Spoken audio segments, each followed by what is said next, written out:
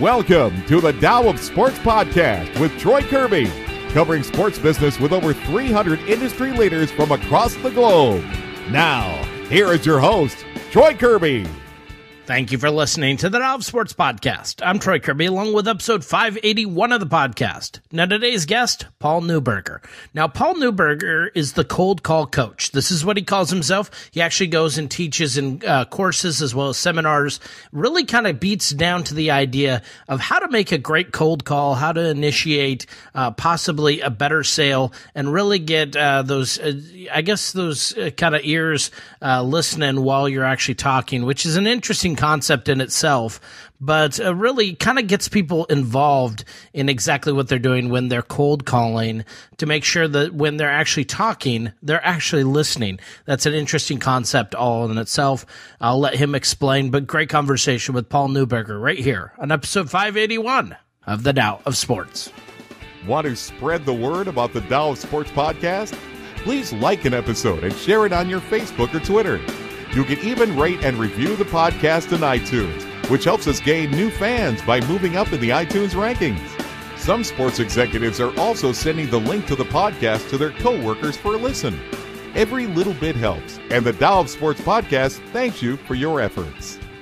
Paul, thank you very much for coming on the podcast. In the world of phone call sales and cold calls in general, one of my questions that comes out of it is, are younger people used to even making phone calls anymore, or are they so driven by the fact that their cell phone is something other than a, talking device that it's kind of taken that skill of really approaching people they don't know out of the mix? And is that something that we can really train into them?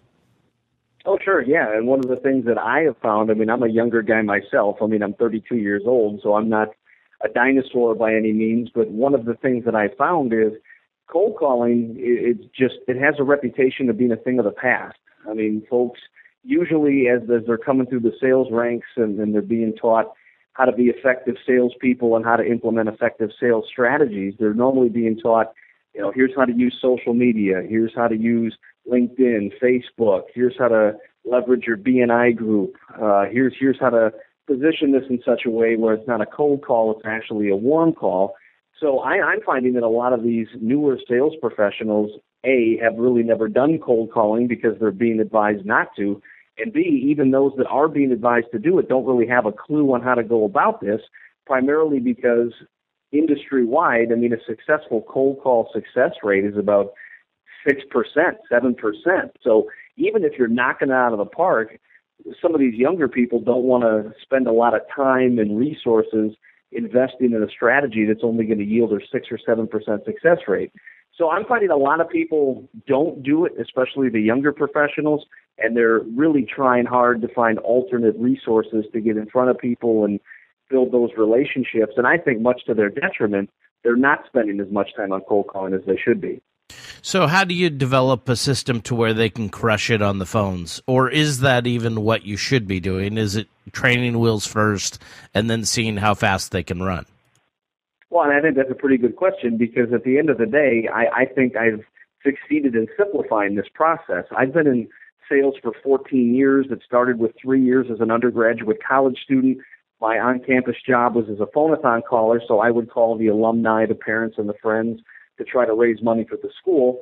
I became a professional fundraiser for 8 years, and then I transitioned into the financial services business for an additional 3 years before I got into the cold call coach, which is what I'm doing now. So, I've been doing cold calling for 14 years, and one of the things that I have found is people make this process way harder than it has to be. It's kind of like the KISS model, the keep it simple, stupid. People say way too much on the phone. They give out way too much information on the phone. Their conversations with these folks whom they've never met, whom they don't have a relationship with, where trust is non-existent, are really going about this the wrong way, saying all the wrong things. So what we've done is we've simplified the process where we have a 98.6% cold call success rate. I know that's comically high. Most people think I'm full of malarkey when I say that, but we genuinely have a 98.6% cold call success rate. Our definition of success is just getting somebody to say within 30 to 60 seconds, sure, Paul, I'll take 15 minutes out of my life that I'll never get back to meet with you. We're not selling anything. We're not having them sign the dotted line. We're not even pitching our products. All we're doing is, through the scripts that we use, giving them a value-add proposition to entice them to meet with us. And once we meet with them, that's where the magic starts to happen, and that's where the sale actually occurs. So does it become more of a script-driven, I guess, sales process rather than something to where they can improvise? I mean, is that something that phone skills have really kind of laid in the last few years of really improvisation? Is that not a good system in your, I guess, belief? No, actually, I would say it is. I mean, when I say scripts, all I mean by my use of the term scripts is we empower them with what to say, how to say it, when to say it. They're not really memorizing a script, but for us, if I'm a salesperson calling an attorney, my script is the same as a realtor calling a mortgage professional, which would be the same as somebody in the sports field trying to call somebody to sell season tickets. Our language is the same regardless of who you call, when you call, why you call, how you call, because we've simplified this where we've gotten it to be as lean as possible and as efficient as possible. And at the end of the day, what really incentivizes people to meet with other people, regardless of what field they're in, is the same thing across the spectrum. I'm not going to tell you what that is because I don't want to put myself out of business. But what we've done is we've just simplified the process so much. We utilize psychology, we utilize strategic thinking, and we really utilize the value-add proposition to really show sales professionals, including those in the sports profession, just how simple it is to get in front of whoever you want when you want. So when you're actually getting in front of a group, because a lot of training does happen in front of groups more than just the one-offs, how do you embrace the fact that a lot of them are coming from different aspects, but they might be all technology-driven, as we already kind of addressed, and get them into the form of understanding exactly how to present themselves in a full way? I mean, we've heard the whole, hey, give your elevator pitch forever, but I mean, is that really the standard bearer anymore, or is that something that even customers kind of get turned off from because they already know it's coming? Like, they kind of get jaded to it after a while. They kind of do. And if you hear the same pitch in the same way from the same type of person, sure, you're going to get jaded. But I think part of the reason that we're so successful is it's a totally revolutionary way of looking at cold calling. The things you say versus the things you don't say. Who you call versus who you don't call. How you implement psychology to, regardless of the day the person is having, regardless of the circumstances the other person that we're calling finds himself in, we're getting them prepared to be accepting of the question that we're about to ask. But to your question directly, when it comes to these group presentations, there's really two things that we talk about on a regular basis. The first of which, I would say, if you surveyed your listeners and you asked them to say, give me the two or three things about you that your clients value the most, or the two or three things that make you different from other people that do a similar line of work than you do. I'm not want to speak for everybody, but you're going to hear similar answers like this. I'm honest. I'm trustworthy. I have a lot of integrity. I've got a lot of credibility. Well, my question to your listeners would be this. If that is your strength and that is really what's going to help you seal the deal, can those attributes come out in an email? Probably not. Can those attributes come out in a LinkedIn message? Probably not. A direct mail piece, a 30-second voicemail. My point being, your audience, to about 100% efficiency, will tell you their skill set are such that cannot come out very well in electronic means. So when I get an email from these folks, they sound like everybody else. When I get a LinkedIn message, they sound like everybody else. What is really going to allow their attributes and skill sets and differentiating factors to come through is when they meet with somebody, when they sit face to face, when they get 15, 20, 30 minutes of dedicated time with that prospect. So my point being, just by virtue of those skill sets not being able to come through as readily as they could via electronic means, we all need to cold call. We all need to work the phones, and we all need to try to get these appointments because that's the best way for those skill sets to come out.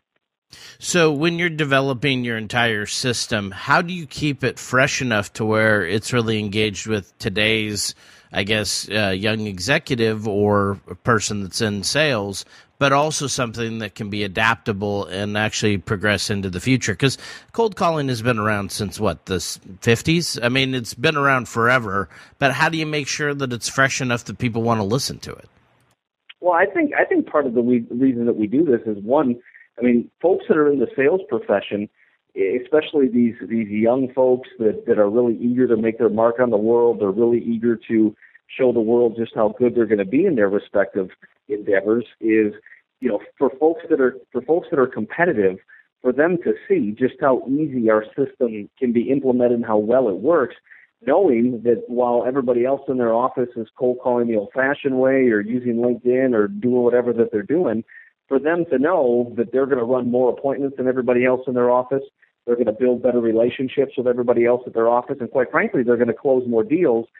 It's psychological. I mean, the reason people don't cold call is, who wants to get no'd, or who wants to hear no's 92% of the time? I mean, that brings you down. It weighs on you. It hurts your self-esteem. But conversely, if you're getting yeses 60 or 70% of the time, you feel like you can take on the world. Your chest thumping, and you're watching all these deals being closed. So I mean, success never goes out of style. Feeling good about yourself never goes out of style. A high degree of confidence never goes out of style. And that's what we work with our clients on. Those are the skill sets that we empower them with. And that always stays fresh, and that always stays worthwhile, because who doesn't want to be successful, confident, and good at what they do? So in terms of really kind of getting into a business and working with them, are you just like every other sales trainer that needs 2 weeks to, you know, be there at the business, or is it something that is a 90 to, 120 minute, seminar that you run? How do you run and really format something that kind of works for the group so they actually are engaged full time with what you're selling? Sure. So there's a couple of things that we do. I mean, when it comes to our seminars and formats, our seminars are limited to about 90 minutes. And what we've really done is, again, we pride ourselves on being efficient. We get rid of a lot of the fat. We get rid of a lot of the unnecessary kind of dialogue. The first 2/3 of our time together is really just spent on identifying your ideal client. Maybe you wouldn't be, Troy, but it's amazing just how few people can clearly articulate who their ideal client is. Even people in the sports profession. Somebody might say anybody that wants to buy tickets. Well, if that's your answer, you're not thinking hard enough. So I can give you the best scripts in the world. I can give you the best psychological tools in the world. I can boost up your confidence where you feel like there's nobody better than you. But if you're calling the wrong person, it's all for naught anyway. So the first 2/3 of our time together is helping you clearly and strategically identify your ideal client. The last 1/3 of our time together is then how do we boil down 14 years worth of successful cold calling into a couple of subtle hints, tips, other kind of strategic advice. And by the time you're done, you know how to identify your ideal client, and you have the tools necessary to get behind the phone and make some of these calls. Outside of doing the group presentations and the workshops, we do also offer individualized coaching sessions where we meet with people either 1-to-1 or 1-to-2, and we'll spend as much time with them as they want, not only working through this process with them, but together we'll make calls. I might make the first 5. I turn the phone over to my client. He or she might make another 5 or 10 calls, and we just keep going round and round until they feel like they have it. The other part of the service package that we provide, believe it or not, phone phobia is a real thing. I've seen it. Some folks, I've heard it, I've seen you do it, but by God, I can't calm down. I can't relax. Or it might not be a phone phobia kind of thing. It might just be, hey, I'm a shop of one. I don't have time to dedicate to cold calling. So the third stool, or the third leg of our stool, I suppose, is we offer a scheduling service where clients can hire us. They give us their list of ideal clients. They give us their availability on their calendar. And then we make the calls on their behalf to keep their pipeline full of meetings with their ideal clients. So between those three, we do bring a lot of value to our clients in that respect.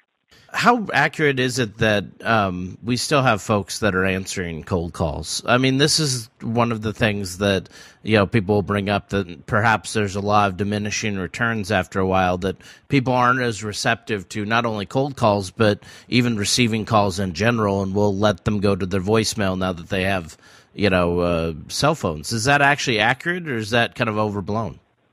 No, that is accurate. I would say very much so. So that's why what we do is we try to identify the barriers and empower our clients with the tools and resources necessary to overcome those challenges. And outside of just getting that person to say, hello, now what do you say? The other two biggest challenges that we've identified is exactly what you said when it comes to voicemails. So when we work with our clients, we also show them how to leave an accurate, successful voicemail that really is going to elicit a callback more often than not. Most recently, and we stopped keeping stats on this a couple months ago, but the highest we got for a callback success rate was 84.3%. So 84.3% of all the voicemails we were leaving got a callback. So we can also work with our clients to show them how to leave an effective voicemail. But also the other challenge, I suppose, is how to get past the gatekeeper. You hear that all the time. Some of these gatekeepers are pit bulls. They won't let anybody through unless you really can clearly give them a compelling reason. Well, over the course of 3 or 4 sentences, we can show not only how you get past the gatekeeper, but how that gatekeeper can actually endorse you to the decision maker or person you're trying to get in front of. So you're exactly right. Those are challenges that are out there. Those are stumbling blocks that keep people from cold calling.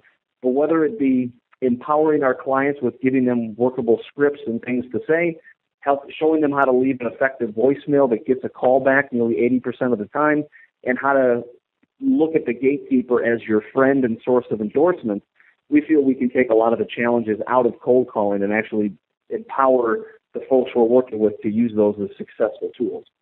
Do you get a little pushback from people that you'll have hire you, and then other people will be like, no, this is not what we need? Or is it readily acceptable the second that you start getting into your training? Well, I think like anything else that's outside the box, anything else that's borderline revolutionary, yeah, there is pushback, sure, especially with, not really so much with the younger folks because they haven't been as exposed to as much training. They haven't hired quote-unquote experts and consultants in this regard. But it does, and I'm not trying to be age biased or anything, but typically the older folks that hire us, they're a little bit more skeptical. They get a little bit more pushback because it's supposed to say, you need to tell me you're going to teach me something in 90 minutes that I've spent 3 decades learning, and then I'm going to leave from this thing with a whole new set of priorities. Well, yeah, and again, from a philosophical perspective, I don't begrudge anybody for looking at things a certain way. I mean, we all have backgrounds, we all have a set of experiences, we've all had good or bad things that have happened to us. So typically, yeah, I mean, we do get some pushback from folks in the sales profession, especially those folks that are a little bit older and have had a bunch of other training, but it's amazing. One of the things that we do in our training is we make live cold calls in front of people using their list of ideal clients. So you can hear it for 90 minutes and say, this guy's head must be full of marbles, but then you watch me on speakerphone in front of a crowd of 78 people making cold calls and getting a yes, yes, yes, yes. People come around pretty quick once they actually see it. So one of the definitive points that I guess I would ask is, how do you make sure that when you're actually working with, some individual coaching and kind of developing some of those folks, that it's something that can be reticent to where they can recommend you to other people on the sales floor? I mean, you might get those early adopters, but how do you make sure that they're referring you based on what you do with them? Well, I think just like anything else, I mean, the proof is in the pudding. I realize, I've heard it said before, I'm a good talker, that I can talk a good game, that I can get people to believe in something and rally support behind a common cause. But at the end of the day, if you don't deliver results, it doesn't matter. I mean, you could have the most silver-tongued person in the world delivering the most motivational speech that you've ever heard, but at the end of the day, if you don't see measurable, quantifiable results, then what good is it? And I think that's one of the things that we deliver on is during our 90-minute seminars, you're going to see us implement this before you go home. When you hire us to do individualized coaching, we're going to make cold calls together. It's not just going to be us having a conversation about philosophy and theory. We're both going to roll up our sleeves, and we're both going to make these cold calls. And if the person I'm working with isn't excited enough to tell their associates and colleagues about the conversation we've had, at some point people are going to take notice because this person is running a lot of appointments, this person is closing a lot of deals, and this person is moving up the hierarchy in terms of closed business, and people are eventually going to ask, well, what are you doing? And that's hopefully where if we brought enough value and it implemented the skill set that we equipped them with, then that's where we start to get exposed to a wider audience and hopefully get some referrals. So one of the aspects that's really taking hold, especially in sports business, is the idea of data analytics and CRM and knowing more about your customer. How do you make sure that you don't reveal too much, even on a cold call or even on, a referral call, that you know too much about the customer? Because sometimes that can come off wrong. I agree with you, and I'm glad you brought that up, because in one of my individualized coaching sessions yesterday, this gentleman that I was working with who's in the mortgage business, he was showing me all of these analytics, all of the research that he did, all of the LinkedIn information that he gathered. And I know that we're taught to do that by a number of folks, and we're taught to take advantage in this information age of all of this data that's readily available. Personally, I think that undermines everything we're trying to do, because the way that and I'm not going to, give the script out now, but the way that we approach cold calling, it has nothing to do with me as a professional. It has nothing to do with my business, the services that I provide, or how I can help them using the tools that I have through my employer. It has nothing to do about me, yet everything to do about them. So yes, I advocate you use data analytics to help identify who your ideal prospect is, and a lot of times data plays an important role in that. But when I call them on the phone, that data shouldn't be anything. I shouldn't utter anything about that data. When I meet with them face-to-face, I might want to ask questions to start a conversation in the hopes that they reveal some of the information that I already know, but I'm not going to bring any of that stuff up. It looks like I spent a lot of time doing research. I spent a lot of time narrowing down a list to get potential clients in an effort to make a sale, and I believe that if that person gets wind that I've done all this research, my next logical question is, why did you research me so much? Probably to make a sale, and I think we end up shooting ourselves in the foot. Another aspect would probably be already presuming the pitch and already presuming the product to pitch without actually diagnosing. How far do you go into diagnosing and really asking more, I guess, those drill down questions than actually having the product in mind in general? Does that matter, or is that overblown as well? Well, I don't, and this may sound a little counterintuitive, but in the sales profession, I don't believe I have the right to tell anybody what they should do, ever, because I don't know that person very well. I don't know their history. I don't know their life experiences. I don't know their hopes, dreams, fears, aspirations, goals, all those different types of things. So if I'm sitting down with Mr. and Mrs. Smith, only Mr. and Mrs. Smith know what they should do. I don't know what they should do. My job, however, is to cultivate that relationship, to get them to like me, to earn their trust, to learn absolutely everything I positively can about them. And when they start telling me things about them, I like sports, I don't like sports. Well, I like going to basketball games, but I don't watch the game. I go there to conduct business, those type of things. Then, based on what they tell me, I can start introducing them to ideas and solutions that might allow them to do the things that they're trying to do in the manner that they want to do that. So I agree with you. I'll do analytics to figure out who's an ideal client. I'll never share the analytics with them or let them know that I did the research. But when I meet with them, a lot of it is just getting to know them, asking the right questions, and building that trust, because once I do all those types of things, they're going to tell me a lot about them, and then I'll use that information to present them with a couple of options and solutions to make their life better. So what are some of the good metrics in terms of phone calls in general for an individual salesperson? You hear some standards that are saying 100 phone calls a day or 6 hours of talk time. Is that really efficient, or do we wear out our own sales reps and actually harm really the amount of delivery that they can do when they're actually on the phone?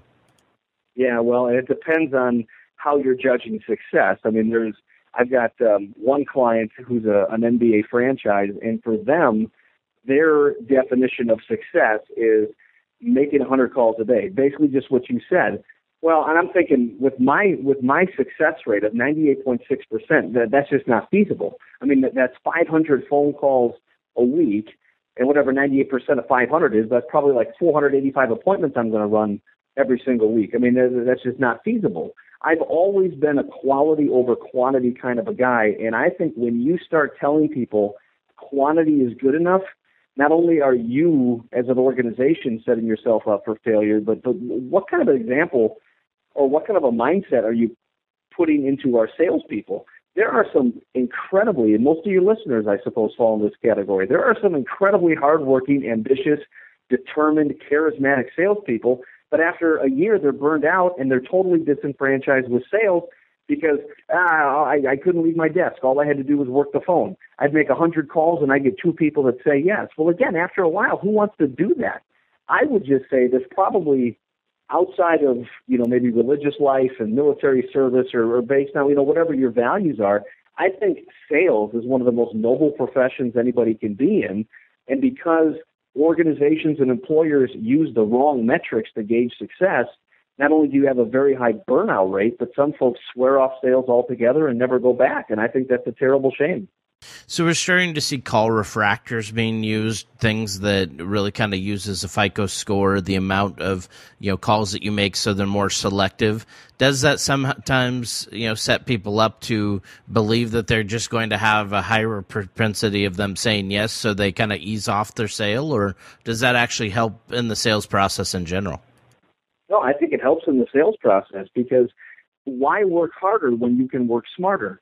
And what we do is we really, really emphasize the strategic nature of cold calling. Everything about cold calling has got to be incredibly strategic. Who you're calling, when you're calling, why you're calling, how you're calling, what you're hoping to realize out of that call. I wonder how many of your listeners can tell me, or can tell you for that matter, every week when they're making cold calls. And if they say all day, every day, well, okay, fine. But I think folks should proactively build in cold calling in their calendar. Every Tuesday from 4 to 5, I'm going to be making calls, or every Wednesday morning from 9 to 11, I'll be making calls. My job is it's not to get people to make more calls or necessarily run way more appointments, but if you take the time to identify your ideal client, you have a list of 100, you make 10 calls a day, you get 9 yeses a day, I would say you're going to be a lot more efficient and a lot more effective going forward than that guy who's making 100 calls to just about everybody and getting 1 or 2 appointments. So it's quality over quantity. It's highly strategic. And I think by being able to go home at 5 o'clock, keeping your pipeline full and closing a lot of business, you see morale go up, you see confidence go up, and ultimately you see production go up. Well, great, Paul. Thank you very much for coming on the podcast. Great stuff. Absolutely. Thanks for having me. It's a real pleasure. Thank you for listening to the Tao of Sports podcast, focusing on the world of sports business. Download our free iPhone, iPad app in the iTunes App Store, and Android app available on Amazon to listen to the entire archive. Or check out sportstao.com for more podcasts, blog posts, and videos. All episodes of the Tao of Sports podcast are copyrighted and trademarked.